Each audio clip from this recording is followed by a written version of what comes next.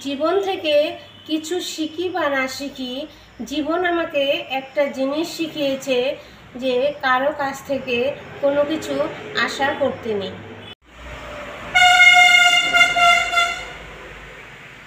নমস্কার বন্ধুরা, তোমরা কেমন আছো? আশা করছি ভালো আছো, আর আমিও ভালো আছি তোমাদের আশীর্বাদে। তো আজকে 3 দিন পর আজকে পুজো দিলাম। তো তোমরা তো জানোই অম্বুবাচী আজকে কালকে রাত্রে ছাড়ছে, আজকে পুজো দিতে হয়। তো পুজো দেওয়া হয়ে গেছে। এখন আমি আমার রান্নাঘরে কাজে যাব। আজকে বাজার থেকে মাছ নিয়ে আসছে, তোমাদের কাছে মাছটা দেখাই আর কি রান্না করব সেটাও তোমাদের সঙ্গে শেয়ার করি। চলো আমার সঙ্গে থাকো। আজকে প্রচুর রোদ, সকালবেলা থেকেই বৃষ্টির দেখা নেই। আজকে গরম বেশি। তো এখন সব কাজ ওই পাশে হয়ে গেল, আসছি রান্নাঘরে, দেখি রান্না কতটা তোমাদের সঙ্গে শেয়ার করতে পারি। তো মাছ নিয়ে আসছে, মাছটা তোমাদেরকে দেখাই। আর শাক করবো আজকে, আর শশা নিয়ে আসছে। চলো রান্নাটা করি আর মাছগুলো তোমাদেরকে দেখাই। এই দেখো সুন্দর ঢেঁকি শাক, এই যে সবুজ রঙের, আর শাকগুলো খুব তাজা আছে, খেতেও ভালো লাগে। ঢেঁকি শাকটা কালো জিরা রসুন দিয়ে রান্না করলে খুব টেস্ট হয়। আর এই দেখো শশা নিয়ে আসছে, আজকে বেশি কিছু বাজার নিয়ে আসেনি। এই যে মাছ, এই মাছটা তোমাদের সঙ্গে দেখাই। এটা মাছটা বাজার থেকেই কেটে নিয়ে আসছে, আমার কাটতে হবে না। তো এই দেখো এটা হচ্ছে তোমার কাজুলি মাছ। এটা হচ্ছে তোমার কাজুলি মাছ। মাছের মধ্যে ডিম, এই দেখো অনেক ডিম মাছের মধ্যে। তো আমার কাটতে হবে না, একটা কাজ কমে গেল, কেটে নিয়ে আসছে। তো এই মাছ দিয়ে চচ্চড়ি খেতে খুব ভালো লাগে। তো আজকে দেখি এই মাছ দিয়ে কী রান্না করি আমি। সুন্দর মাছ, এই দেখো এই মাছ খেতে খুব স্বাদ।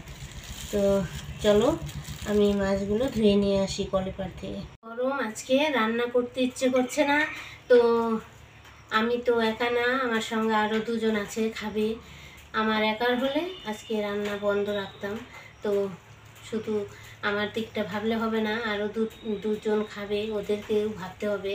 সেই জন্য যতই গরম থাকুক এই রান্নাটা আমাকে করতেই হবে। রান্না ছাড়া কোনো গতি নেই, তাহলে খাবে কি? তো চলো আমি রান্না করে নিয়ে আসি, তারপর তোমাদের সঙ্গে আবার আসছি। এই দেখো আমার রান্না হয়ে গেছে।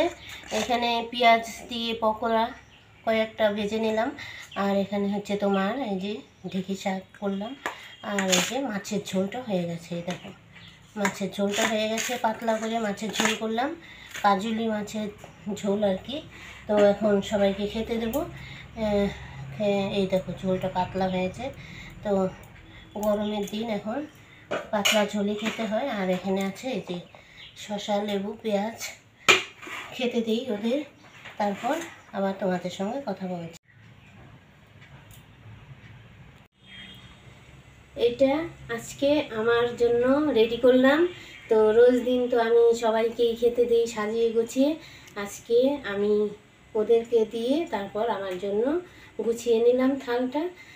যেহেতু আমাকে দেওয়ার জন্য কেউ নেই, সেহেতু আমি নিজেরটা নিজেই গুছিয়ে নিলাম। এখন আমি চলে যাব ওই ঘরে, ফ্যানের নিচে বসে খাবো।